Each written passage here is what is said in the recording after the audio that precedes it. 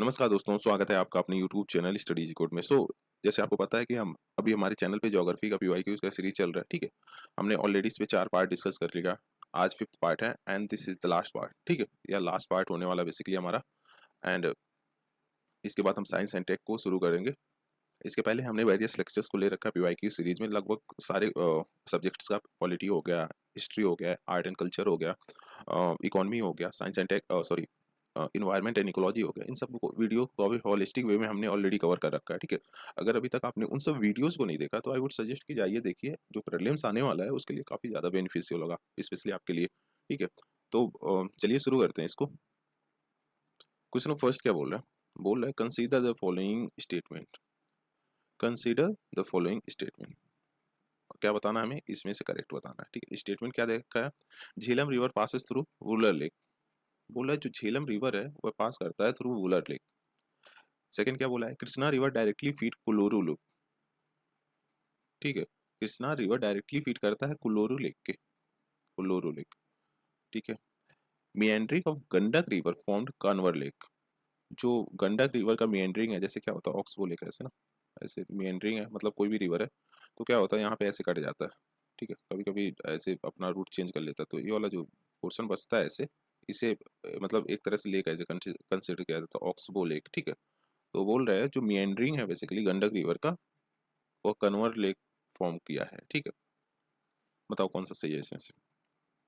इसमें से हमारा फर्स्ट सही है। झेलम रिवर जो है ना वह पास होता है वुलर लेक के थ्रू, तो फर्स्ट वाला हमारा सही है। सेकंड क्या बोला है, Krishna river directly feed Kolleru lake. भाई डायरेक्टली फीड नहीं करता, ठीक है। डायरेक्टली फीड नहीं करता कृष्णा रिवर, ठीक है। जो कुल्लेरू लेक है ना वह लाई करता है between Godavari and Krishna river delta, ठीक है। Godavari and Krishna river delta के मतलब बीच में लाई करता है। तो ये बोला है डायरेक्टली फीड करता है कृष्णा रिवर, तो ये हमारा गलत हो जाएगा। Meandering of Gandak river formed Kanwar lake. देखो कन्वर्ट लेक जो फॉर्म हुआ था ना, वह हुआ था मिएंड्रिंग ऑफ बूढ़ी गंडक रिवर के थ्रू,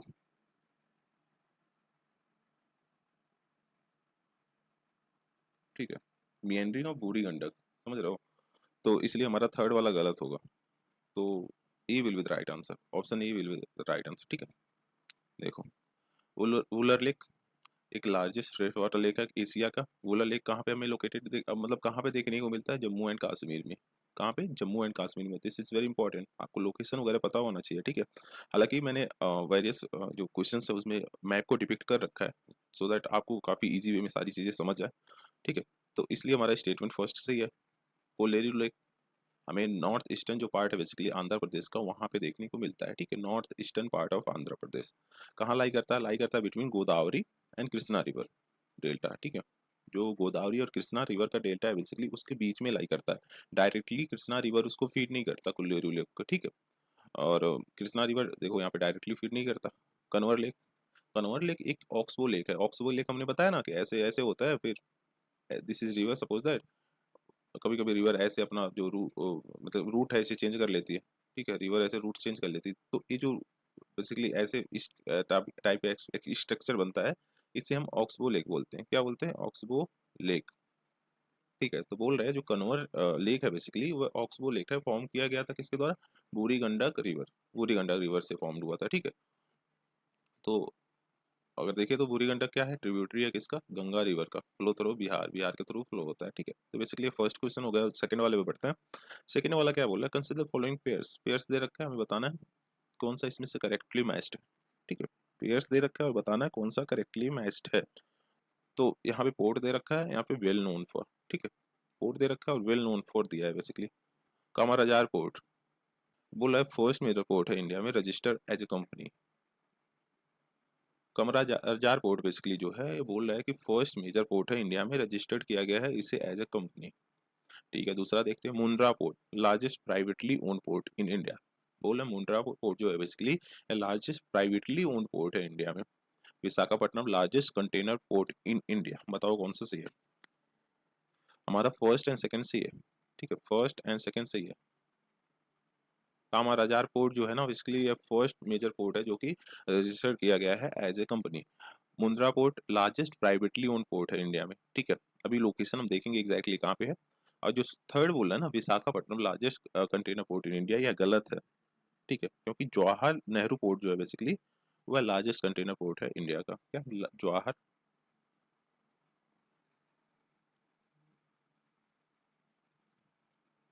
यह लार्जेस्ट कंटेनर पोर्ट है इंडिया का, विशाखापट्टनम नहीं है, ठीक है। आइए इसके एक्सप्लेनेशन को देख लेते हैं, पर उसके पहले मैप को देख लेते हैं। मुंड्रा में यहाँ देखने को मिलता है, कहाँ पे देखो यहाँ पे रन ऑफ कच्छ वाले रीजन में मुंड्रा ही हो गया। फिर उसके बाद क्या पूछा था, इनोरे, जैसे कामाराजार पोर्ट, जैसे ये वाला यहाँ पे है, ठीक है। थर्ड वाला क्या था, विशाखापट्टनम, विशाखापट्टनम यहाँ है, बट लार्जेस्ट कंटेनर पोर्ट जो बोला था वह कहाँ है, देखो यार जवाहरलाल नेहरू पोर्ट यहाँ पे है, ठीक है, जवाहरलाल नेहरू पोर्ट यहाँ पे है, महाराष्ट्र में हमें देखने को मिलता है। तो बेसिकली ये था इसका लोकेशन। आइए एक्सप्लेनेशन को देख लेते हैं थोड़ा सा। यहाँ पे आप आंसर देख सकते हो, only 2 pairs are correctly matched, ठीक है। फर्स्ट वाला हमारा करेक्टली मैच्ड है। Kamarajar port located in Coromandel coast, हमने देखा कि कोरोमंडल कोस्ट पे लोकेटेड है, ठीक है, north of Chennai port. Port was declared as a major port under the Indian port act 1908। Indian port act 1908 के तहत इसे एज मेजर पोर्ट डिक्लेयर किया गया है, ठीक है। And it is the only corporatized major port and first port in India which was registered as a company, public company, ठीक है। तो ये हमारा फर्स्ट वाला हो गया। सेकंड वाला, Mundra port situated along the northern coast of gulf of Kutch, ठीक है। वहाँ पे हमने देखा कि गल्फ ऑफ कच्छ पे ये वाला पोर्ट बता, ये वाला पोर्ट यहाँ पे, ठीक है। तो वो हो गया। थर्ड वाला हमारा करेक्टली मैच नहीं है। Visakhapatnam port rank India's third largest state-owned port in terms of cargo volume handled and hold the distinction of being the largest port of on the eastern coast, ठीक है। ईस्टर्न कोस्ट पे largest port है। अब जब हम इसकी बात करते हैं, Jawaharlal Nehru port is the largest container port in India, ठीक है। लार्जेस्ट कंटेनर पोर्ट कौन सा है, Jawaharlal Nehru port. Question number third क्या बोल रहा है, consider the following trees. Trees दे रखा है, क्या बताना, how many above are deciduous tree, इनमें से कौन सा डिसीडियस ट्री है, बेसिकली इसको बताना है, ठीक है। बताओ कौन सा है। जैक फ्रूट दे रखा है, महुआ दे रखा है, टीक दे रखा है, ठीक है। जैक फ्रूट, महुआ, टीक, बताओ कौन सा, इसमें से ये दोनों क्या है, डिसीडियस फॉरेस्ट है, आई मीन डिसीडियस ट्री है, सॉरी, ठीक है। जैक फ्रूट क्या है फिर, जैक फ्रूट एक ट्रॉपिकल एवरग्रीन ट्री है। क्या है, ट्रॉपिकल,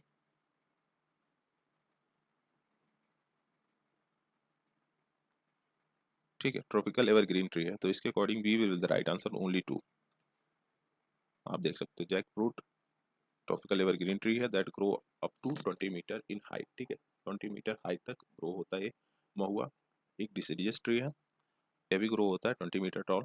टीक ये भी डिसीडियस ट्री है, हमें कहाँ पे देखने को मिलता है, जनरली हमें देखने को मिलता है नॉर्थ ईस्ट इंडिया में, ठीक है। इंडिया का जो नॉर्थ ईस्टर्न रीजन है बेसिकली वहाँ पे हमें देखने को मिलता है। क्वेश्चन नंबर 4 क्या बोला, कंसीडर फॉलोइंग स्टेटमेंट। स्टेटमेंट दे रखा है और बताना हमें कौन सा करेक्ट है। इसमें फर्स्ट वाला बोला है India has more arable area than China. Arable area मतलब क्या है, वो एरिया जो सुटेबल हो किसके लिए, क्रॉप्स को ग्रो करने के लिए, ठीक है।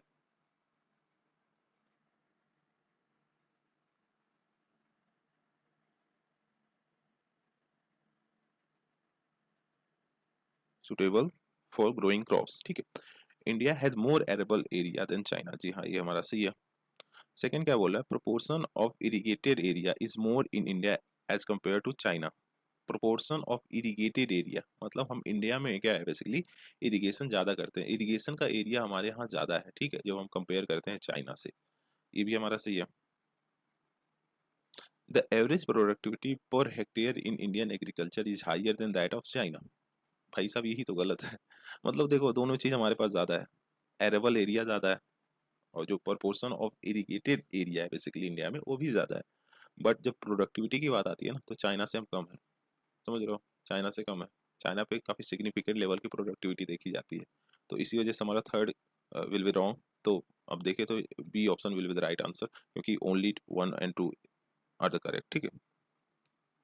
आप देख सकते हो India has more arable lands than China, and second वाला करेक्ट है, China irrigation cover 41% of cultivated area where is India's 48%, ठीक है। आप देख सकते हो लगभग 7% का गैप है। When it comes to productivity, the average productivity per hectare higher in China compared to that of India, ठीक है। हमें चाइना में हायर प्रोडक्टिविटी देखने को मिलती है जब हम कंपेयर करते हैं इंडिया से, तो इंडिया में बेसिकली हमारे यहाँ कम है, ठीक है। अब क्वेश्चन नंबर 5 क्या बोल रहा है, which one of the following is the best example of repeated fall in sea level growing rise to percent extensive marshland, Bhitarkanika mangrove, Marakkanam saltpans, Naupada swamp, Rann of Kutch. बोल रहा है इंडिया का कोई लोकेशन इसमें से, यहाँ पे रिपीटेड फॉल हो रहा है सी लेवल का, जिसकी वजह से जैसे क्या होता है, ऐसे होता है, दिस इज एरिया सी, यहाँ पे फील्ड है, ठीक है, फॉल होगा सी तो यहाँ से सी जाएगा बैकवर्ड साइड, तो एरिया खाली हो जाएगा ना, आई मीन एक मार्शलैंड में कन्वर्ट हो जाएगा ये। तो बोल रहा है कि repeated fall in sea level giving rise to percent extensive marshland, इनमें से कहाँ देखने को मिलता है, रन ऑफ कच्छ, ठीक है, रन ऑफ कच्छ का रीजन अभी देख रहा हूँ, दिखा रहा देखो ये सारी एरियाज, यहाँ पे सी लेवल ऐसे बैक जा रहा है, ठीक है, जिसकी वजह से एक मार्शलैंड क्रिएट हो गया यहाँ पे, आप देख सकते हैं यहाँ पे।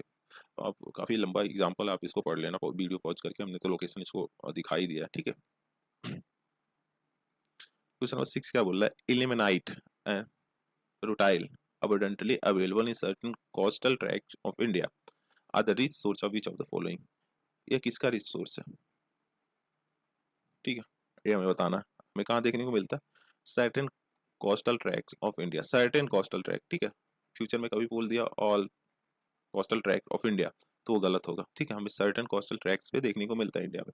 ये देखो रिलेटेड किससे, एल्युमिनियम, कॉपर, आयरन, टाइटेनियम, किससे बताओ, टाइटेनियम से, ठीक है, टाइटेनियम से। देखो ilmenite and the rutile है basically are the most commonly found and abundant minerals of titanium, ठीक है। ilmenite is weakly magnetic mineral sand, क्या है, magnetic mineral sand है, grey black in colour, grey black colour होता है, solid in form होता है, exist in triangle crystal structure, ठीक है।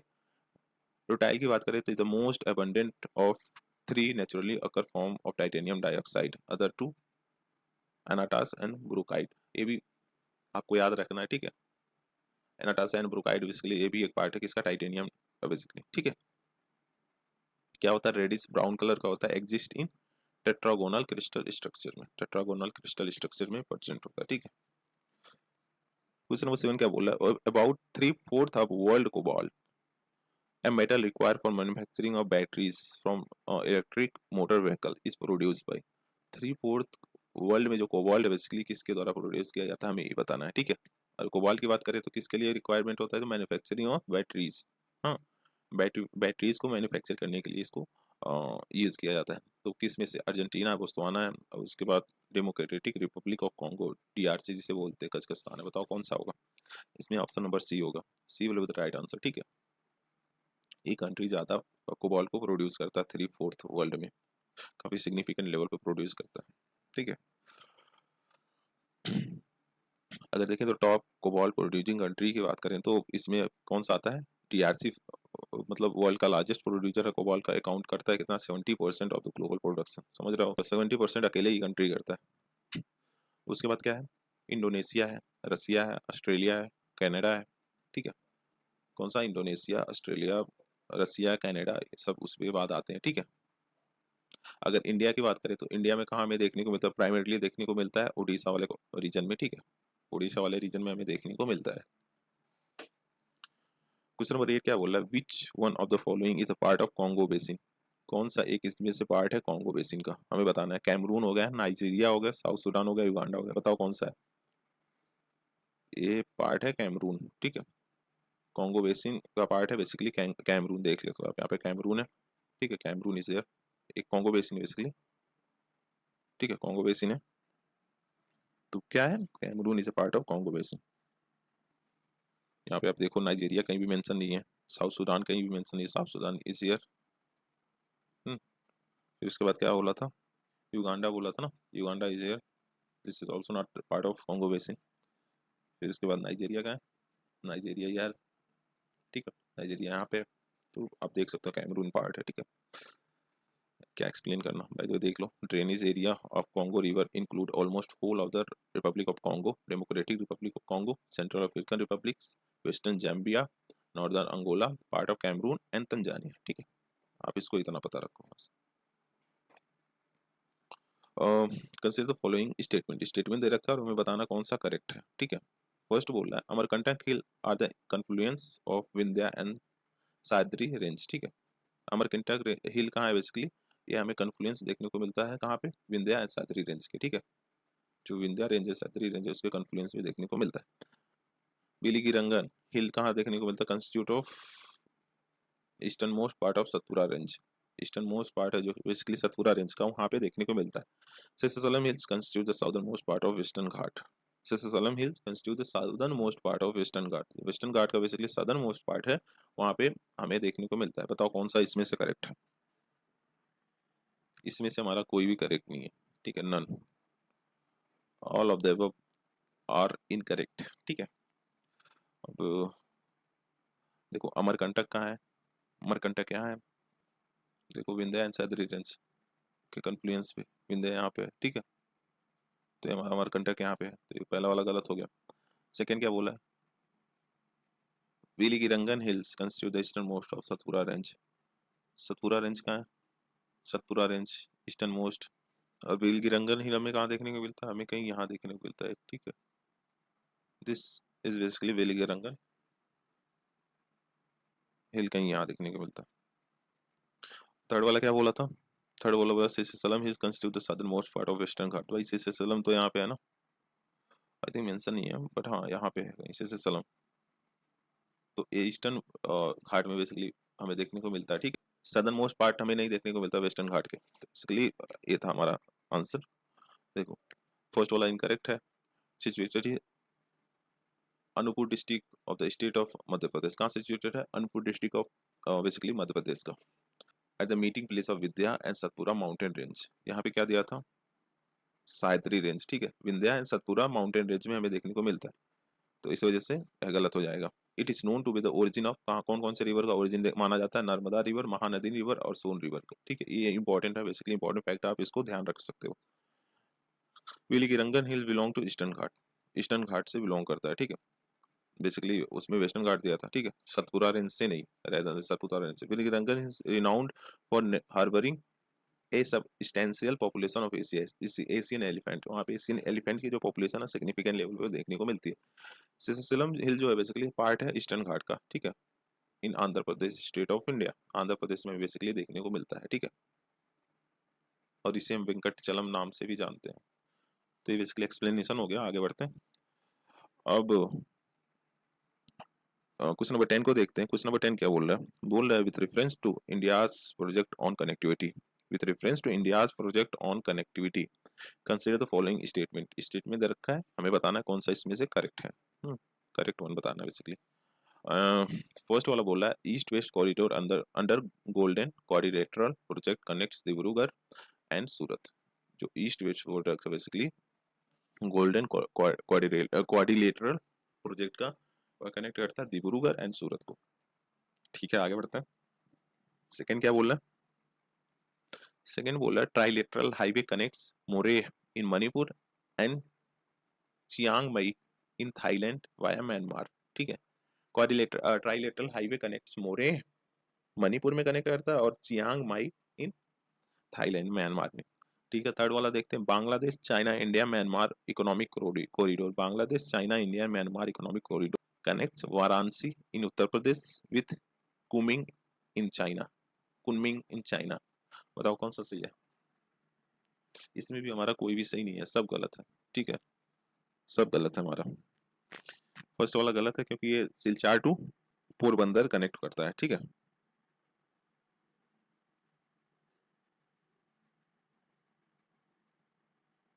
पोरबंदर कनेक्ट करता है, तो डिब्रूगढ़ टू सूरत नहीं होगा, ठीक है, पहला गलत हो गया। जो ट्राइलेटरल हाईवे कनेक्ट्स मोरे, मोरे वाला तो सही है, मणिपुर में मोरे में कनेक्ट करता है जो, बट यहाँ पे जो लिखा है चियांग मई ना, ये नहीं होगा। तब कहाँ करता है, ये करता है मोएसोत, थाईलैंड में मोएसोत में कनेक्ट करता है, ठीक है। तो दूसरा वाला गलत हो गया। Bangladesh China India Myanmar economic corridor, देखो ये कुमिंग तो कोलकाता तक स्प्रेड है, ठीक है,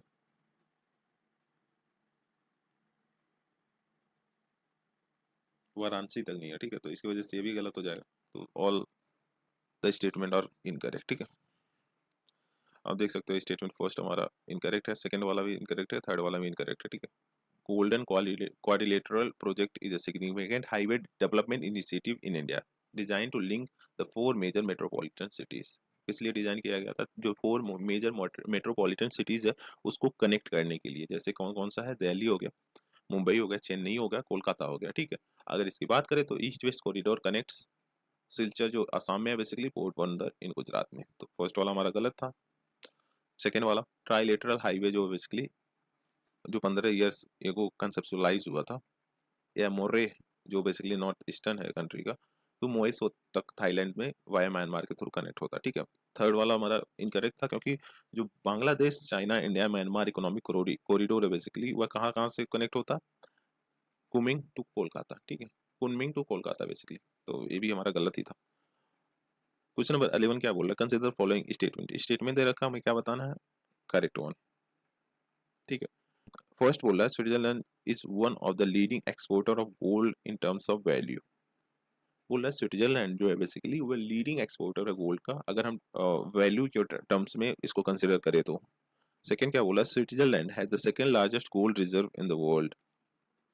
Switzerland has the second largest gold reserve in the world. देखो फर्स्ट वाला तो सही है, फर्स्ट सही है। अगर हम टर्म्स ऑफ वैल्यू की बात करें तो स्विट्जरलैंड लीडिंग एक्सपोर्टर है किसका, गोल्ड का, ठीक है। फिर उसके बाद क्या है, फिर उसके बाद हमें यूनाइटेड किंगडम देखने को मिलता है, फिर हांगकांग देखने को मिलता है, यूएई देखने को मिलता है, यूनाइटेड स्टेट देखने को मिलता है। सेकेंड वाला इनकरेक्ट है क्योंकि जो लार्जेस्ट गोल्ड माइन रिजर्व हमें देखने को मिला है ना, वह ऑस्ट्रेलिया में देखने को मिलता है, फिर रसिया में देखने को मिलता है, फिर कहाँ पे, साउथ अफ्रीका में देखने को मिलता है।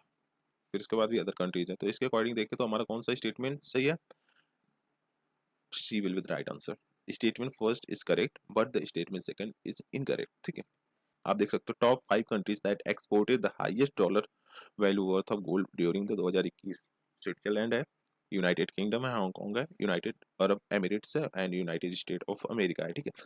सेकंड वाला इनकरेक्ट है क्योंकि top countries with largest gold mine reserve हमें कहाँ देखने को मिलता है, ऑस्ट्रेलिया में, रसिया में, साउथ अफ्रीका में देखने को मिलता है, यूएसए में देखने को मिलता है, फिर इंडोनेशिया में देखने को मिलता है, ठीक है। क्वेश्चन नंबर 12 क्या बोल रहा है, कंसिडर फॉलोइंग कंट्रीज। कंट्रीज दे रखा है, बुल्गारिया, चेक रिपब्लिक, हंगरी, लातविया हो गया, लिथुआना और रोमानिया हो गया। How many of the above mention countries shares a land border with Ukraine. इनमें से कौन सा लैंड बॉर्डर शेयर करता है, मतलब इनमें से कितने कंट्रीज लैंड बॉर्डर को शेयर करते हैं यूक्रेन के साथ, अगर बात करें तो बताओ कौन सा आंसर होगा। इसमें हमारा हंगरी एंड रोमानिया होगा, ठीक है, हंगरी एंड रोमानिया। ये सब लैंड बॉर्डर बेसिकली इससे शेयर नहीं करते हैं। तो हमारा ऑप्शन नंबर कौन सा होगा, ए।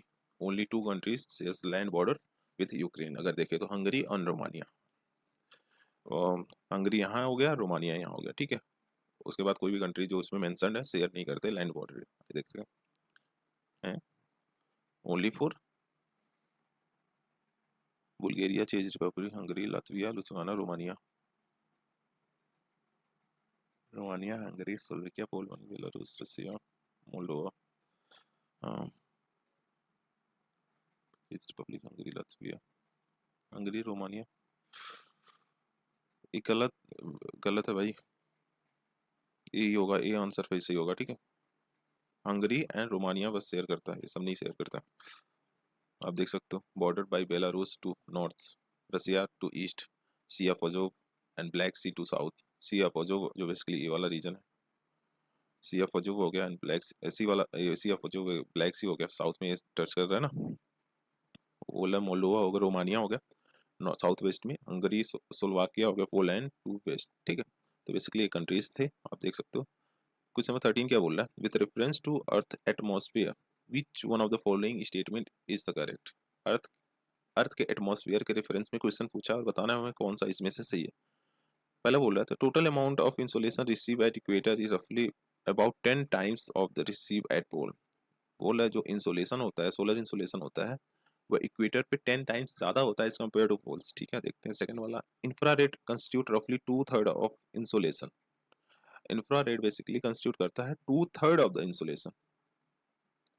इंसुलेशन का 2/3 हमें इंफ्रारेड रेज बेसिकली देखने को मिलता है, ठीक है। थर्ड वाला देखते हैं, infrared wave are largely absorb by water vapour that is concentrated in lower atmosphere, ठीक है।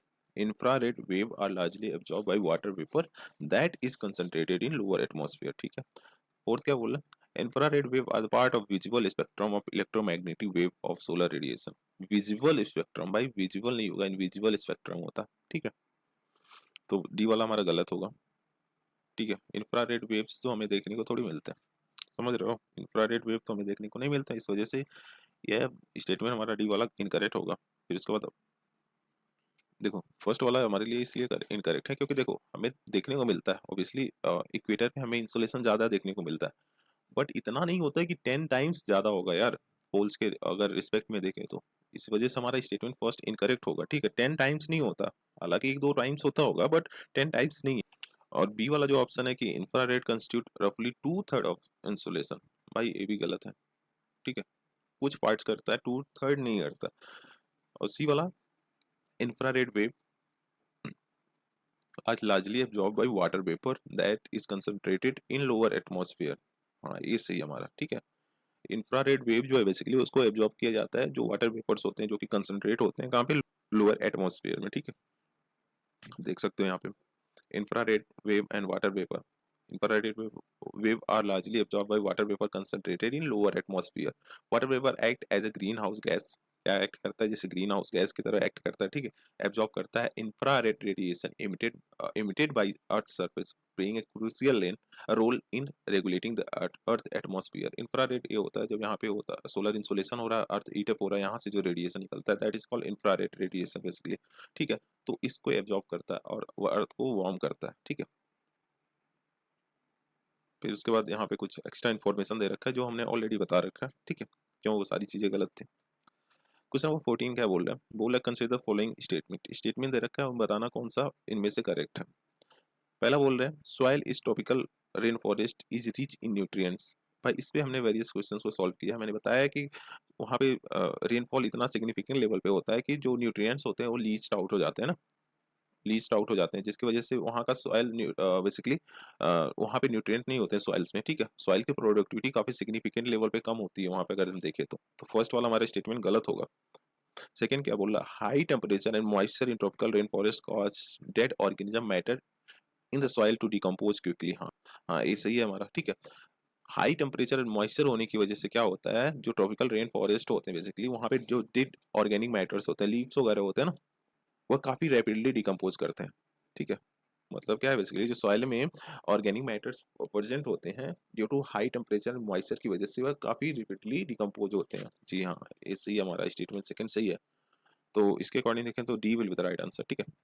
आप देख सकते हो यहाँ पे फर्स्ट वाला नहीं करेक्ट क्योंकि tropical rain forest occur near the equator and close to tropic, हमने देखा ना वहाँ पे throughout the year rainfall होता रहता है थंडर एंड लाइटनिंग के साथ, स्पेशली आफ्टरनून 4 बजे के लगभग, ठीक है। Thus it receive heavy rainfall through out the year. Heavy rainfall cause intense leaching of the soil which increase the acidity of the soil। Intense leaching होने की वजह से एसिडिटी होता है जो सॉइल का उसमें इंक्रीज हो जाता है, ठीक है। Due to increase acidity there is an issue of less nutrient absorb from the soil, ठीक है। तो फर्स्ट वाला हमारा इनकरेक्ट हो गया।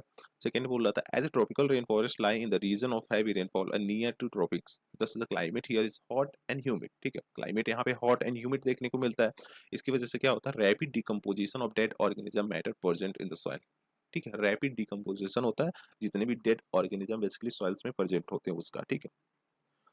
आगे बढ़ते हैं नेक्स्ट क्वेश्चन को देखते हैं। क्वेश्चन नंबर 15 क्या बोल रहा है consider the following statement. Statement दे रखा है हमें क्या बताना है, इनमें से करेक्ट बताना है, ठीक है। फर्स्ट वाला बोल रहा है the temperature contrast between continent and ocean is greater during the summer than winter. Temperature contrast मतलब टेम्परेचर डिफरेंसेस बेसिकली बोल रहा है जो कॉन्टिनेंट एंड ओशियन में होता है वो ग्रेटर होता है समर में देन इन विंटर, ठीक है। सेकंड स्टेटमेंट देखते हैं the specific heat of water is more than the land surface. जो स्पेसिफिक हीट होता है वाटर का वो मोर ज्यादा होता है than that of land surface से। देखो यह स्टेटमेंट हमारा सेकंड वाला सही है, फर्स्ट वाला क्यों नहीं सही है, फर्स्ट वाला गलत है बेसिकली, क्यों नहीं सही है। देखो जो टेम्परेचर कॉन्ट्रास्ट है बिटवीन ना continent and ocean is greater during the winter, समझ रहे हो, देन इन समर। विंटर में ज्यादा देखने को मिलता है क्योंकि देखो क्या होता है जो लैंड एरिया होता है बेसिकली वो जल्दी ठंडा होता है जल्दी गर्म होता है, ठीक है। और वहीं जो बेसिकली जो ओशियन वाला पार्ट है वह जल्दी ठंडा जल्दी गर्म नहीं होता, वह धीरे धीरे ठंडा होता है, धीरे धीरे गर्म होता है। तो ड्यूरिंग द विंटर्स टाइम क्या होता है, लैंड बहुत जल्दी ठंडा होता है। हाँ, और वहीं जो लार्ज एक्सटेंट हमारा ओशियन वाला रीजन है वो काफ़ी धीरे होता है, तो इसी वजह से जो टेम्परेचर कंट्रास्ट होता है बेसिकली हमें विंटर टाइम में ज़्यादा देखने को मिलता है as compare to summer time में, ठीक है। तो इसी वजह से हमारा कौन सा स्टेटमेंट सही होगा? Question number D will be the right answer, ठीक है। Statement first is incorrect but statement second is correct, ठीक है। आप देख सकते हो यहाँ पे temperature contrast between continent and ocean is greater during winter than summer, ठीक है। विंटर में हमें ज़्यादा देखने को मिलता है बेसिकली, समर में कम देखने को मिलता है, ठीक है। During winter the land cools down faster and to large extent compare to ocean, ठीक है। लैंड क्या होता है, काफ़ी जल्दी ठंडा होता है, जिसकी वजह से क्या होता है एक सिग्निफिकेंट टेम्परेचर डिफरेंसेस हमें देखने को मिलते हैं, ठीक है। अब क्वेश्चन नंबर 16 क्या बोल रहा है? Consider following statement. स्टेटमेंट दे रखा है, हमें बताना कौन सा इनमें से करेक्ट है, ठीक है। पहला बोला है in a seismograph P wave are recorded earlier than S wave. Primary wave जो होता है बेसिकली वह सेकेंडरी वेव से पहले रिकॉर्ड होता है। प्राइमरी वेव सेकेंडरी वेव से पहले रिकॉर्ड होता है, जी हाँ, ये बात सही है। In P wave individual particle vibrate to and fro in direction of wave propagation, whereas S wave the particle vibrate up and down at right angle to the direction of wave propagation, ठीक है। बोला P wave में ऐसे चलता है, basically ऐसे चलता है, और S वेव में हमें ऐसे ऐसे देखने को मिलता है, राइट एंगल परपेंडिकुलर, देखो, ठीक है। राइट एंगल का वो बता रहा था जो वेव का प्रोपगेशन हो रहा है, ठीक है। तो बताओ कौन सा सही है? देखो हमारा दोनों स्टेटमेंट सही है, ठीक है। पी वेव पहले रिकॉर्ड होता है एस वेव से, सेकेंडरी वेव से। जो पी वेव है ना वो ऐसे इस प्रकार, देखो यहाँ पे दिया है पी वेव कैसे चलता है, देखो ऐसे, ठीक है। और एस वेव हमारा देखने को मिलता है अप एंड डाउन, ठीक है। यहाँ पे देखा है ना, अप एंड डाउन, ठीक है। तो इसके अकॉर्डिंग तो C will be the right answer. आप देख सकते हो यहाँ पे P wave first arrive, first पहले बैकग्राउंड नॉइज होता है, फिर उसके बाद पी वेव अराइज करता है, फिर सेकेंडरी वेव अराइज करता है, ठीक है। फिर सरफेस वेव काफी फास्ट होता है। तो बेसिकली ये था, यहाँ पे आप देख सकते हो अपवर्ड एंड डाउनवर्ड बोथ हमारा करेक्ट है। P wave and S wave body wave are generated due to the release of energy move in all the direction traveling through the body of Earth. Two wave P and S wave. P wave move faster मतलब काफी rapidly move करता है, primary wave जिसे हम बोलते हैं, और यह साउंड वेव के सिमिलर होता है। Travel through gaseous liquid and solid material, तीनों मटेरियल के थ्रू ये ट्रेवल कर सकता है। वेयर जो एस वेव होता है बस सरफेस, सेकेंडरी वेव होता है यह बस ओनली थ्रू सॉलिड मटेरियल से ट्रेवल कर सकता है, ठीक है। लिक्विड एंड गैस से ट्रेवल नहीं कर पाता जो एस वेव होता है, बट ये पी वेव तीनों उसमें कर सकता है, gaseous, liquid and solid materials में, ठीक है। क्वेश्चन नंबर 17 क्या बोला? With reference to coal based thermal power plant in India consider following statement. Coal based thermal power plant के रिस्पेक्ट में क्वेश्चन पूछा है, इंडिया के रिस्पेक्ट में बेसिकली, और हमें बताना इनमें से कौन सा करेक्ट है, ठीक है। कौन सा करेक्ट है? फर्स्ट वाला none of them use sea water. बोला जितना भी coal based thermal power plant है इंडिया में कोई भी सी वाटर यूज नहीं करता। सेकंड क्या बोला? None of them set up in water storage district, जहाँ वाटर की कमी है बेसिकली वहाँ पे कोई भी ऐसा coal based thermal power plant setup नहीं किया गया है, ठीक है। थर्ड वाला none of them privately owned. बोला इनमें से कोई भी प्राइवेटली ओन्ड नहीं किया जाता है। देखो यार हमारा तीनों गलत है, ठीक है, तीनों हमारा गलत है, क्योंकि यहाँ पे जो मुंड्रा एक थर्मल पावर प्लांट है बेसिकली, कहाँ पे? गुजरात में, वह सी वाटर को यूज करता है, ठीक है। मुंड्रा थर्मल,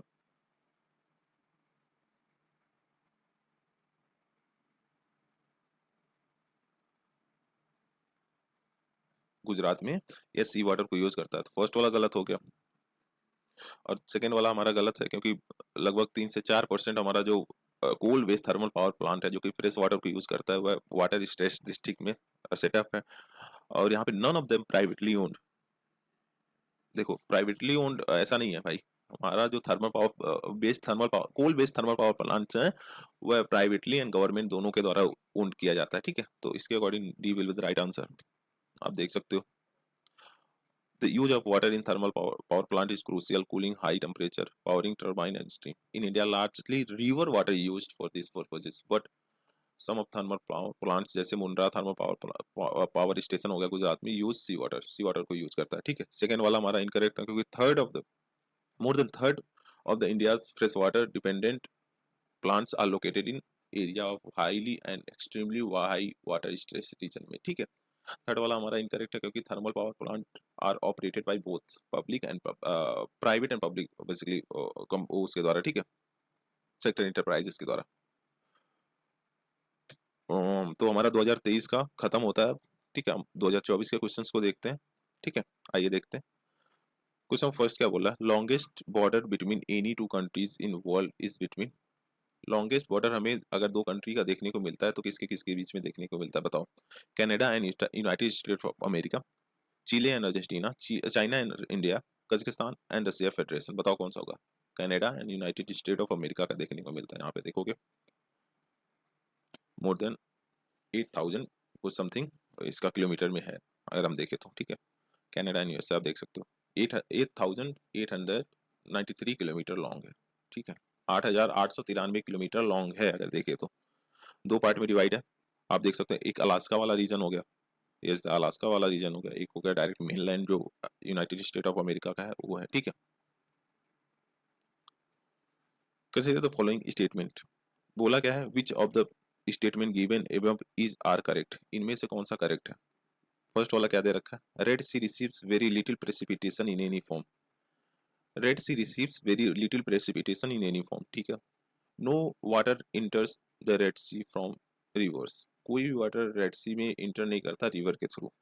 दोनों हमारा सही है। रेड सी सराउंडेड बाई जो डेजर्ट्स एरिया है उससे, ठीक है। किससे सराउंडेड है, डेजर्ट एरिया से। इस वजह से हमें वहाँ पे लेस प्रेसिपिटेशंस देखने को मिलता है। और कोई भी वाटर जो और कोई भी रिवर डायरेक्टली उसमें इंटर नहीं करता रेड सी में। आप देख सकते हो रेड सी यहाँ है, ठीक है। आप कोई भी रिवर आपको यहाँ पे फ्लो होता नहीं दिखेगा। यहाँ पे देखने को मिलता है पर्शियन गल्फ में, बट यहाँ पे नहीं देखने को मिलता, ठीक है। आप देख सकते हो यहाँ से red sea region receive very little precipitation in any form all the prehistoric artifacts indicate that. जो प्री हिस्टोरिक आर्टिफैक्ट्स हैं उसके द्वारा यह माना जाता है कि यह पीरियड था ग्रेटेस्ट अमाउंट ऑफ रेनफॉल का। मतलब जब मतलब प्री हिस्टोरिक टाइम पे काफी सिग्निफिकेंट लेवल पे यहाँ पे बारिश वगैरह देखने को मिलती है एज पर द सोर्सेज। मतलब जो अभी तक सोर्सेज मिले, वेरियस सोर्सेज मिले हैं उसके थ्रू ये बताया जा रहा है, ठीक है। और no water enters the red sea from rivers, ठीक है। कोई भी वाटर रेड सी में रिवर के थ्रू इंटर नहीं करता। क्वेश्चन नंबर थर्ड क्या बोला, कंसीडर फॉलोइंग स्टेटमेंट। स्टेटमेंट दे रखा है, हमें क्या बताना है, करेक्ट वन। पहला बोल रहा है the atmosphere is heated more by incoming solar radiation than by terrestrial radiation. Second क्या बोल रहा है, carbon dioxide and other gases greenhouse gases in atmosphere are good absorber of long wave radiation. बताओ कौन सा सही होगा। हमने अपने लेक्चर्स में कितनी बार पढ़ा है कि जो एटमॉस्फेयर है ना वह बस जो टेरेस्ट्रियल रेडिएशन है उससे हीट होता है। टेरेस्ट्रियल रेडिएशन मतलब जो अर्थ हीट अप हो रहा है फिर उसके बाद जो रेडिएशन हो रहा है उससे हीट होता है और ओनली उसी से होता है, ठीक है। एटमॉस्फेयर जो सोलर इंसोलेशन डायरेक्टली पड़ रहा है उससे हीट नहीं होता है, टेरेस्ट्रियल रेडिएशन से हीट होता है। तो ये हमारा फर्स्ट वाला गलत होगा ना, समझ रहे हो, फर्स्ट वाला हमारा गलत होगा। सेकंड क्या बोला, carbon dioxide and other greenhouse gases in atmosphere are good absorber of long wave radiation. Long wave radiation, जो सोलर इंसोलेशन होता है या शॉर्ट वेव होता है, ठीक है। और जो टेरेस्ट्रियल रेडिएशन होता है या लॉन्ग वेव होता है। तो इसके अकॉर्डिंग बोल रहा है जो कार्बन डाइऑक्साइड होता है एंड अदर जो ग्रीन हाउस गैसेज होते हैं एटमॉस्फेयर में वह गुड एब्जॉर्बर होते हैं लॉन्ग वेव रेडिएशन का। तो मतलब जो सोलर टेरेस्ट्रियल रेडिएशन हो रहा है या लॉन्ग वेव हुआ तो इसको एब्जॉर्ब करता है। इसी को एब्जॉर्ब करके तो भाई साहब ग्रीन हाउस गैस मतलब एक तरह से एटमॉस्फेयर वार्म हो रहा है, ठीक है। कार्बन डाइऑक्साइड होता है, वाटर वेपर्स होते हैं, ये सब क्या होता है, टेरेस्ट्रियल जो रेडिएशन होता है उसको एब्जॉर्ब करते हैं और एटमॉस्फेयर को सिग्निफिकेंट लेवल पे वार्म कर रहे हैं। जी हाँ, ये सही हमारा। तो इसके अकॉर्डिंग देखें तो फर्स्ट वाला इनकरेक्ट है, दूसरा वाला करेक्ट है, ठीक है। पहला इनकरेक्ट है क्योंकि जो टेरेस्ट्रियल रेडिएशन होता है ना उसके थ्रू कहीं ना कहीं एटमॉस्फेयर हीट अप होता है, इनकमिंग सोलर रेडिएशन से नहीं होता है, ठीक है। Long wave radiation absorb by atmospheric gas particularly by carbon dioxide and other greenhouse gases जैसे वाटर वेपर वगैरह हो गया, ये सारी चीजें एब्जॉर्ब करती हैं, सारे गैसेज एब्जॉर्ब करते हैं किसको, लॉन्ग वेव रेडिएशन को, और एटमॉस्फेयर को कहीं ना कहीं गर्म करते हैं, ठीक है। तो बेसिकली ये था हमारा इसका कॉन्सेप्ट। आगे बढ़ते हैं। क्वेश्चन नंबर 4 क्या बोल रहा है, consider the following statement. Statement दे रखा है, हमें क्या बताना है, करेक्ट, ठीक है। फर्स्ट स्टेटमेंट क्या बोल रहा है, thickness of troposphere at the equator is much greater as compare to poles. जो थिकनेस है बेसिकली ट्रोपोस्फेयर का हमें इक्वेटर पे ज्यादा देखने को मिलता है एज कम्पेयर टू पोल्स। ठीक है, स्टेटमेंट सेकंड क्या बोल रहा है? At the equator heat is transported to great height by strong conventional current. Strong conventional current की वजह से क्या होता है, हीट काफी ऊंचाई तक बेसिकली ट्रांसफर होता है। ठीक है, बताओ कौन सा सही है? जो थिकनेस है ना ट्रोपोस्फेयर का at equator is much greater than as compare to poles, ये हमारा सही स्टेटमेंट है। क्योंकि हमें अगर हम बात करें थिकनेस की तो हमें इक्वेटर पे लगभग 18 किलोमीटर का देखने को मिलता है। ठीक है, नीचे से लेके ऊपर तक 18 किलोमीटर तक देखने को मिलता है। वहीं हमें पोल्स पे कितने को देखने को मिलता है? वही पोल्स पे हमें बस 8 किलोमीटर का देखने को मिलता है। ठीक है, थिकनेस इक्वेटर पे एवरेज देखें तो 13 किलोमीटर होता है बेसिकली। ठीक है, बट हम इक्वेटर पे 18 किलोमीटर का देखने को मिलता है और पोल्स पे हमें बस 8 किलोमीटर का देखने को मिलता है। तो इस वजह से हमारा फर्स्ट स्टेटमेंट तो सही हो गया। सेकंड क्या बोल रहा है? At the equator heat is transported to great height by strong conventional current. Convention क्या होता है?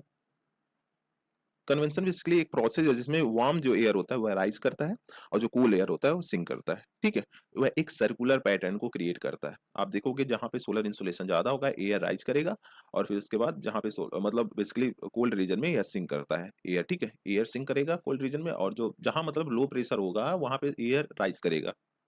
ठीक है, और वहीं पे जहाँ हाई प्रेशर होगा वहाँ एयर सिंक करेगा। तो बेसिकली इसी को दर्शाता है और ये एक सर्कुलर पैटर्न को बनाता है। ठीक है, तो अगर हम देखें तो इक्वेटर में हमें सोलर इंसुलेशन ज्यादा देखने को मिलता है बेसिकली। ठीक है, तो एयर राइज करता है। ठीक है, तो स्ट्रॉन्ग वही कन्वेंशनल करंट की वजह से क्या होता है, at the equator the heat is transported to greater height, greatest height basically great height मतलब काफी ऊंचा तक ट्रांसपोर्ट होता है हीट। ठीक है, ये भी हमारा सही है। तो कौन सा स्टेटमेंट सही होगा इसमें? दोनों स्टेटमेंट तो सही है हमारे।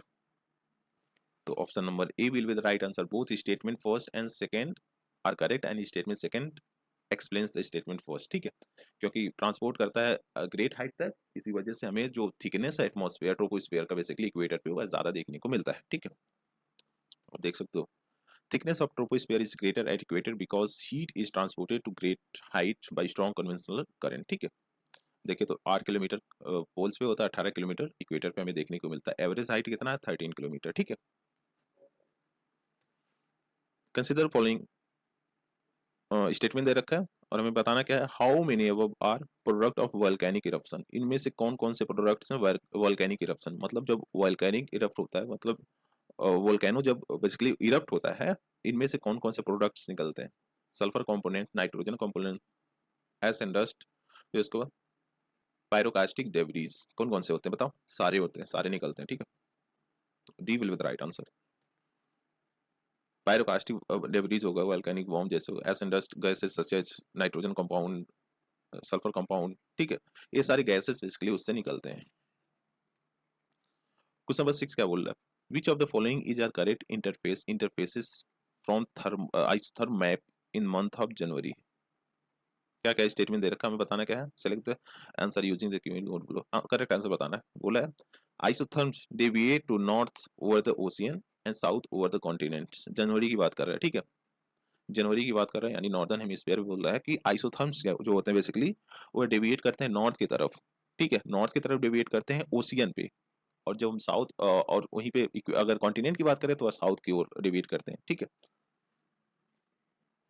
पहले तो आप ये जानो आइसोथर्म्स होते क्या है। आइसोथर्म्स वो बेसिकली एक लाइन होता है जो कि सेम टेम्परेचर को दर्शाता है। ठीक है, सेम टेम्परेचर जहां जहां रहेगा लाइन वैसे वैसे मूव करेगा। समझ रहे हो, ये चीज बताता है।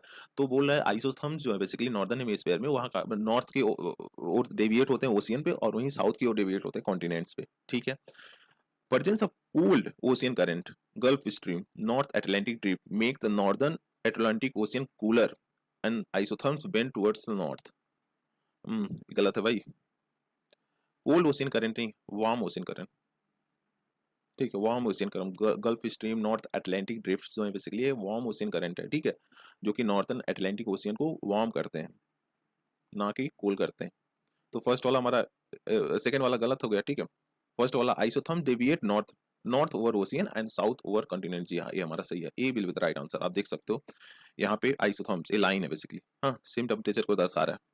तो यहाँ पे ओशियन में देखोगे, जनवरी की बात कर रहे हैं ना, जनवरी की जून जुलाई वाला है बेसिकली, इसको काट दो।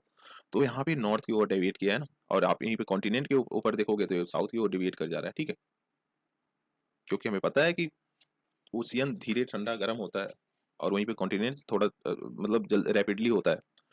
तो आप देखोगे जो गल्फ स्ट्रीम नॉर्थ इक्वेटोरियल है, बेसिकली ये सब वार्म करंट है, ठीक है, ये सब वार्म है जो कि नॉर्थ अटलांटिक को वार्म रखते हैं। तो यहाँ पे हमें बेसिकली नॉर्थन में डेविएट होते दिखता है, और यहीं पे जो कॉन्टिनेंट में आते हैं तो साउथ में डेविएट होते दिखता है, ठीक है। तो इसी वजह से आप देख सकते हो स्टेटमेंट फर्स्ट करेक्ट है। स्टेटमेंट फर्स्ट करेक्ट है। In northern hemisphere land surface area is much larger than southern hemisphere, ठीक है। नॉर्दर्न हेमिस्फीयर में हमें लैंड का सरफेस एरिया ज्यादा देखने को मिलता है एज कम्पेयर टू जो सदर्न हेमिस्फीयर होता है। As the effect of land mass and ocean current are well pronounced, isotherms deviate the northern over ocean and south over continent. Effect of ocean is well pronounced in southern hemisphere, here the isotherm more or less parallel to the latitude. अगर southern hemisphere में देखें तो latitude के मोर or less parallel ही होता है, ठीक है। And variation in temperature is more gradual than northern hemisphere, ठीक है। वेरिएशन हमें ज्यादा बेसिकली वहां पे नहीं देखने को मिलता है एज कम्पेयर टू अगर हम नॉर्दर्न हेमिस्फीयर में देखें तो। सेकंड हमारा इनकरेक्ट था, क्योंकि north Atlantic drift current is a part of clockwise setting ocean current system in northern Atlantic ocean, ठीक है, extending from south east of the Grand Bank of New founded land Canada to Norwegian Sea of northeastern Europe is considered northwestern extension of Gulf Stream is characterized by warm temperature and high salinity, ठीक है। Basically ये देखो gulf stream और जो north Atlantic drift currents है ये warm होते हैं, जिसकी वजह से ये सारी चीजें देखने को मिलती हैं हमें ओशियंस पे, ठीक है। क्वेश्चन नंबर 7 क्या बोला है, which of the following country are well known as the two largest coca producer in the world, इनमें से कौन सा कंट्री, बेसिकली दो कंट्रीज हैं जो कि लार्जेस्ट कोका प्रोड्यूसर है वर्ल्ड में अगर हम देखें तो कोते दे आइवरी और गाना हमें देखने को मिलता है, ठीक है। गाना एंड कोते दे आइवरी आप देख सकते हो यहाँ पे ये होगा कोते दे आइवरी, ठीक है, गाना हो गया। ये दोनों कंट्रीज वन वर्ल्ड में लार्जेस्ट कोका प्रोड्यूसर कंट्रीज हैं, ठीक है। अब इसमें एक्सप्लेन क्या करना, अब यहाँ पे पूछा है with reference to Himalayan river joining the Ganga downstream of Prayagraj. Himalayan river जो गंगा रिवर बह रहा है प्रयागराज से डाउन स्ट्रीम हो रहा है उसमें ज्वाइन करने करने की बात कर रहा है फ्रॉम वेस्ट टू ईस्ट, ठीक है। वेस्ट टू ईस्ट कौन कौन से रिवर ज्वाइन कर रहे हैं हमें सीक्वेंस बताना उसका, ठीक है। Himalayan reverse joining the Ganga downstream of Prayagraj, जहाँ पे प्रयागराज जैसे गंगा आ रहा है, ठीक है, ये यमुना मिला यहाँ पे प्रयागराज हुआ, जैसे गंगा आ रहा है, ठीक है, ये यमुना मिला यहाँ पे तो ये प्रयागराज हुआ। इसके बाद जो Himalayan river down stream basically इसको ज्वाइन कर रही हैं उसका सीक्वेंस बताना है हमें प्रयागराज के बाद वाला, ठीक है।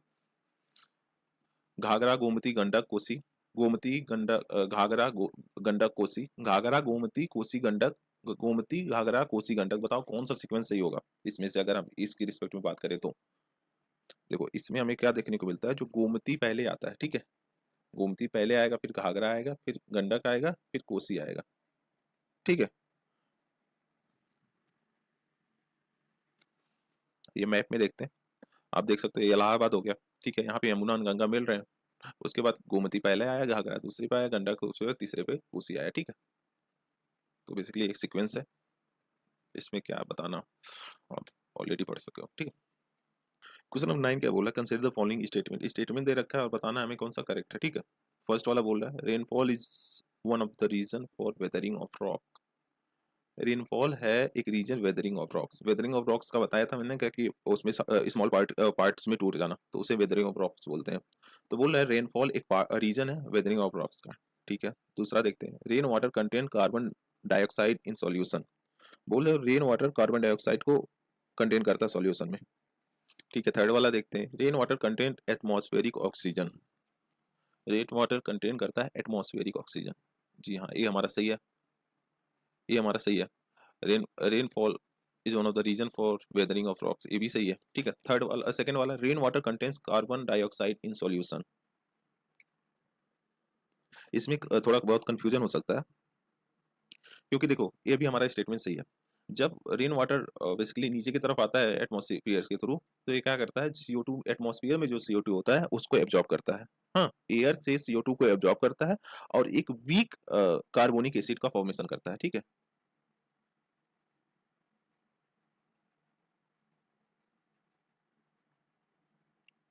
वीक कार्बोनिक एसिड का फॉर्मेशन करता है, किसे इसे हम H2CO3 बोलते हैं ना, H2CO3 बेसिकली।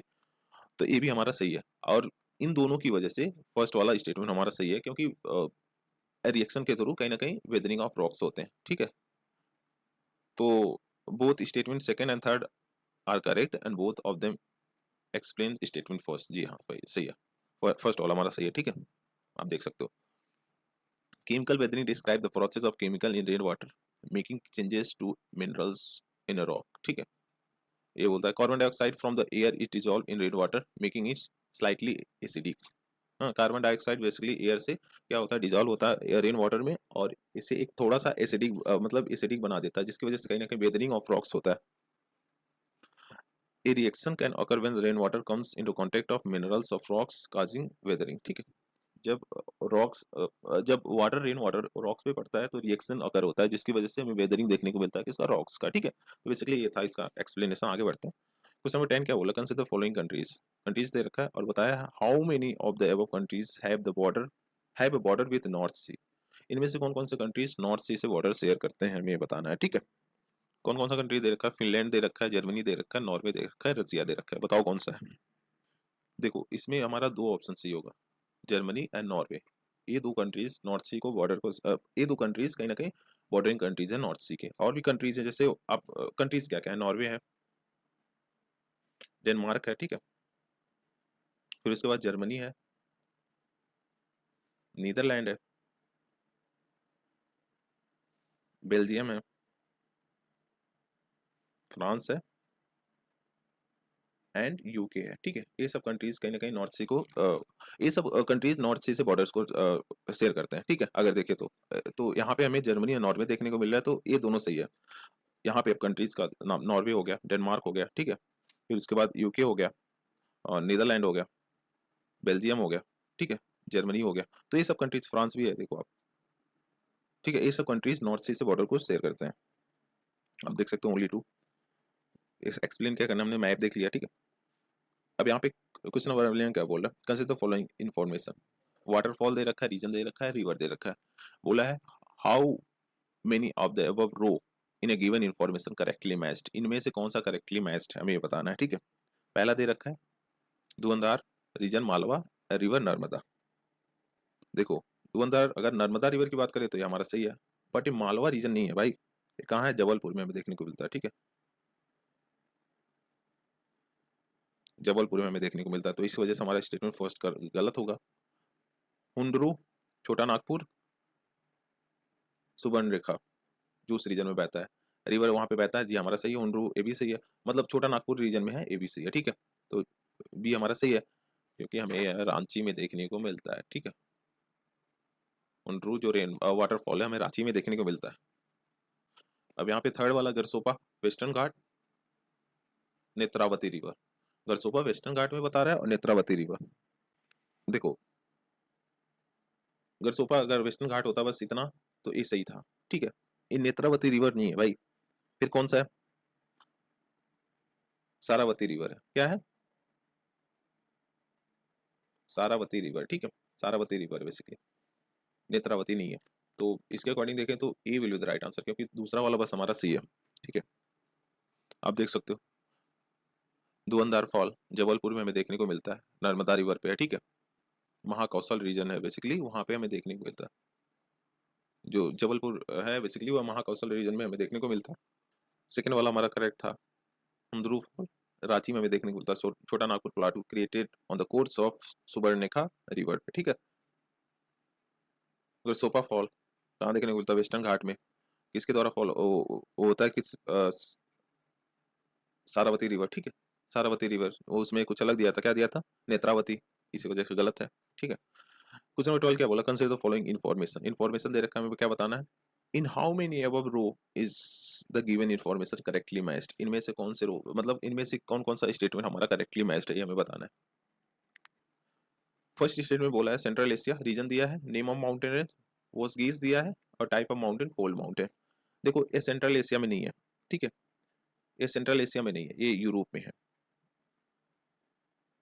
यूरोप में है वोस्गीज माउंटेन। और फोल्ड माउंटेन नहीं है, फिर क्या है, ब्लॉक माउंटेन, ठीक है, ब्लॉक माउंटेन है। सेकंड क्या है, यूरोप अल्प्स दिया है, ब्लॉक माउंटेन, ये ब्लॉक माउंटेन नहीं है, यंग फोल्ड माउंटेन है, ठीक है, young young young fold mountain है, यूरोप वाला तो सही है, अल्प्स यूरोप में है, ठीक है। थर्ड क्या है, North America Appalachian fold mountain, जी हाँ ये हमारा सही है। नॉर्थ अमेरिका में है अपलाचियन माउंटेन रेंज जो बेसिकली है, या फोल्ड माउंटेन है, ठीक है। चौथा South America Andes fold mountain, जी हाँ ये भी हमारा सही है। तो इसके according B will be the right answer. आप देख सकते हो एंडीज हो गया, अपलाचियन हो गया, ठीक है, ये दोनों फोल्ड माउंटेन है। क्या है? Fold mountain. Alps youngest fold mountain है, यंगेस्ट फोल्ड माउंटेन है। उसके बाद क्या बोला है? वर्जगिस दिया है ना, ये कहीं यहाँ पे फ्रांस में हमें देखने को मिलता है, ठीक है। तो बेसिकली ये भी हमारा गलत था इस स्टेटमेंट। आप इसके बाद के बहुत सारे ऐसे माउंटेन रेंजेस आप देख सकते हो यहाँ पे। देखो इसमें एक्सप्लेन क्या करना। क्वेश्चन नंबर 13 क्या बोला है? कंसीडर द फॉलोइंग स्टेटमेंट दे रखा है, बताना क्या है। How many above tree are actually native to India? इनमें से कौन कौन से ट्री एक्चुअली नेटिव है वैसे इंडिया के? काजू, papaya, red sander. Red sander हमें पता है कि नेटिव है, हमें ईस्टर्न घाट में देखने को मिलता है, ठीक है। ईस्टर्न घाट में हमें देखने को मिलता है, सेसोथर्मल हिल बेसिकली रेड सैंडर वहाँ पे हमें देखने को मिलता है। देखो जो कैस्यू है ना बेसिकली हमें न्यू वर्ल्ड्स में देखने को मिलता है, जैसे नॉर्थ अमेरिका, साउथ अमेरिका, ये सब कंट्रीज में हमें उसका नेटिव मतलब नेटिव वहाँ का है, ठीक है।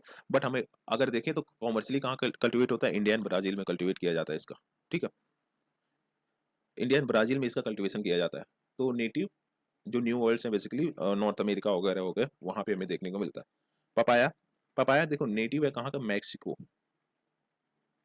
And Central America. Mexico and Central America का नेटिव है, ठीक है। मतलब वहां पे हमें देखने को मिलता है। तो इसके अकॉर्डिंग देखो तो C will be the right answer and only one correct होगा, ठीक है। देखो कैसे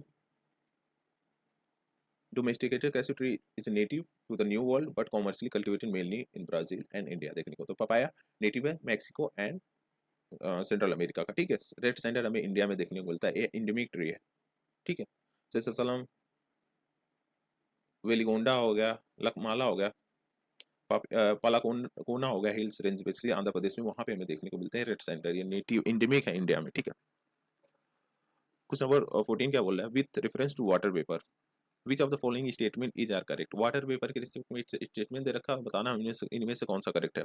it is gas amount of which decrease with altitude. बोल रहा है यह एक गैस है और इसका अमाउंट जैसे जैसे एल्टीट्यूड मतलब आप ऊपर जाओगे डिक्रीज होता जाएगा ये, ठीक है।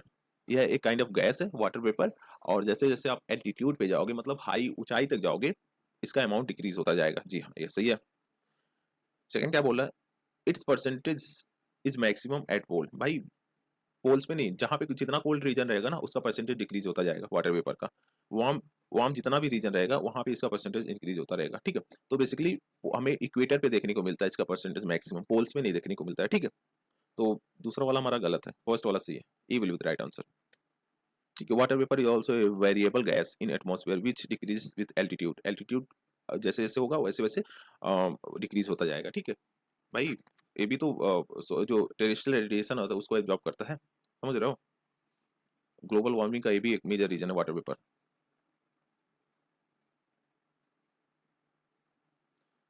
अगर देखें तो water vapour decrease from equators towards the pole because insolation decrease as we move from tropic to poles, ठीक है।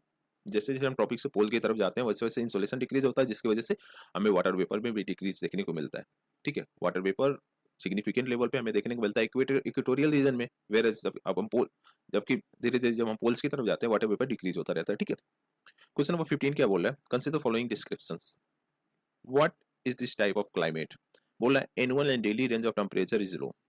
Annual and daily temperature basically जो है वह हमें लो देखने को मिलता है, यानी इक्वेट ओशियन के नियर अबाउट की बात कर रहे हैं। Precipitation occur throughout the year, ठीक है। प्रेसिपिटेशन होता है, precipitation varies from between 50 centimetre to 250 centimetre. किस रीजन को शो करता है? इक्वेटोरियल क्लाइमेट नहीं है। Annual and daily range of temperature यहाँ पे हाई होता है, ठीक है। तो इस वजह से हमारा ये गलत होगा। चाइना टाइप क्लाइमेट ये भी गलत होगा। ह्यूमिड सब ट्रॉपिकल क्लाइमेट, ह्यूमिड सब ट्रॉपिकल क्लाइमेट ये भी गलत होगा। मरीन वेस्ट कोस्ट क्लाइमेट, जी हाँ ये हमारा सही होगा।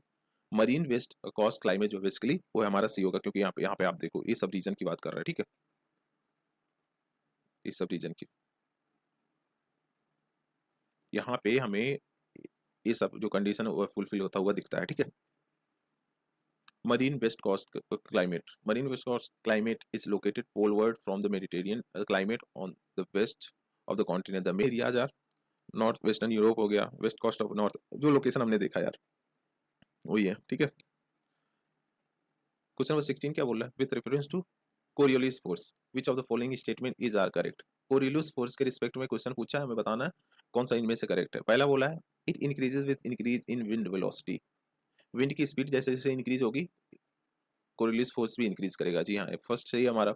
It is maximum at pole and absent and equator, कई बार बोलते हुए आए हैं कि इक्वेटर पे जीरो होता है, ठीक है, एंड इक्वेटर पे पोल्स पे हमें मैक्सिमम देखने को मिलता है। जी हाँ, ये भी सही है, तो C will be the right answer.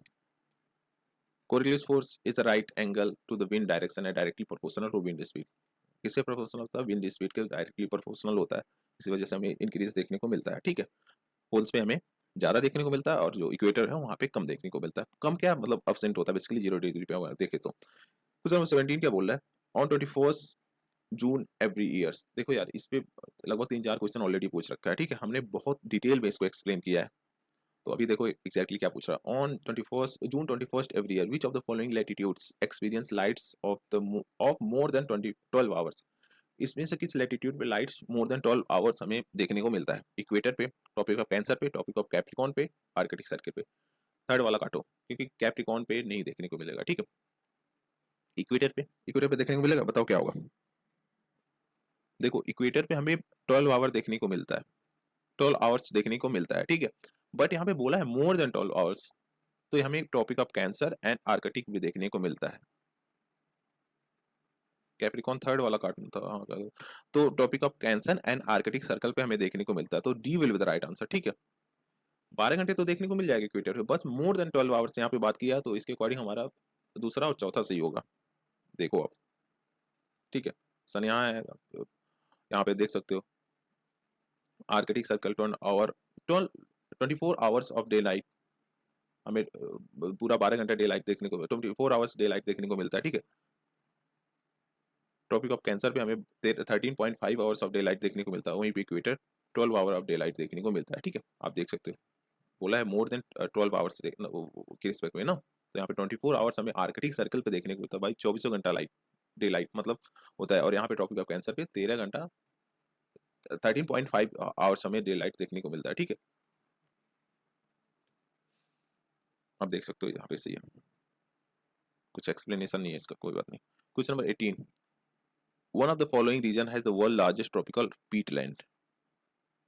Peatland क्या होता है? पीटलैंड देखो एक वाइडल वेटलैंड इकोसिस्टम है जो कि स्टोर करता है मैसिव अमाउंट ऑफ कार्बन, ठीक है।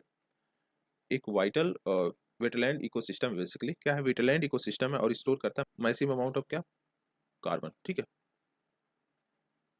तो बोल रहा है one of the following region has the world largest tropical peatland which hold about 3 years worth of global carbon emission, 3 year worth of global carbon emission from fossil fuel, ठीक है। And the possible destruction of which can exert detrimental effect on the global climate, ठीक है। अगर उसको distract किया जा रहा है बेसिकली, तो इससे काफी डिट्रीमेंटल इफेक्ट देखने को मिलता है ग्लोबल क्लाइमेट पे, देखने को मिल सकता है ग्लोबल क्लाइमेट पे। बताओ इनमें से कौन सा होगा? अमेजोन बेसिन, कोंगो बेसिन, कैकोरी basin, Rio de la Plata basin, बताओ कौन सा होगा? इसमें होगा कोंगो बेसिन, ठीक है। कोंगो बेसिन यहाँ पे हमें वर्ल्ड का लार्जेस्ट टॉप का पीटलैंड देखने को मिलता है, ठीक है। अगर इसको डिस्ट्रैक्ट किया जा रहा है तो ये काफी ज्यादा एक ह्यूज इंपैक्ट डाल सकता है ग्लोबल क्लाइमेट पे, ठीक है।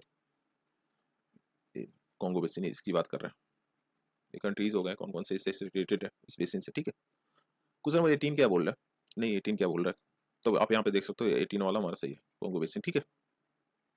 क्वेश्चन नंबर 19 क्या बोला? Consider the following plants, how many of the above belong to pea family. Pea family इनमें से कौन कौन सा बिलोंग करता है हमें ये बताना है, ठीक है। ग्राउंड नट दिया है, हॉर्स ग्राम दिया है, सोयाबीन दिया है, बताओ बताओ कौन सा होगा। देखो तीनों एसोसिएटेड है पी फैमिली से, ग्राउंड नट भी, हॉर्स ग्राम भी एंड सोयाबीन भी, ठीक है। तीनों एसोसिएटेड है, हमारा all three will be the correct answer, ठीक है। आप देख सकते हैं यहाँ पे ये सारे पी फैमिली के बेसिकली वो हैं स्पीसीज हैं, आप देख सकते हो, ठीक है। क्वेश्चन नंबर 20 क्या बोल रहा है? Total fertility rate in an economy is defined at. Total fertility rate क्या डिफाइन करता है, मतलब इकोनॉमी में क्या डिफाइन करता है? Number of child born per 1,000 people in population in a year, number of children born to a couple in their lifetime in a given population, the birth rate minus death rate, the average number of live birth a woman would have by end of her childbearing age. childbearing age कितना होता है? 15 से 49 as तक, ठीक है, 15 से 49 as तक average number of live birth जो एक वुमन मतलब कर सकती है उसके रिस्पेक्ट में बात कर रहा है, ठीक है। हाँ, D will be the right answer. Average number of live birth a woman would have by the end of her childbearing age। एक average number of child birth जो एक वुमन कर सकती है बेसिकली चाइल्ड बेयरिंग एज में 15 से 49 as में, उसको दर्शाता है क्या? टोटल फर्टिलिटी रेट, ठीक है, टोटल फर्टिलिटी रेट इसको दर्शाता है। Total fertility rate represents the number of children that would be born to a woman if she were to live to the end of her childbearing years and bearing children in accordance with age specific fertility rate of specific year, ठीक है।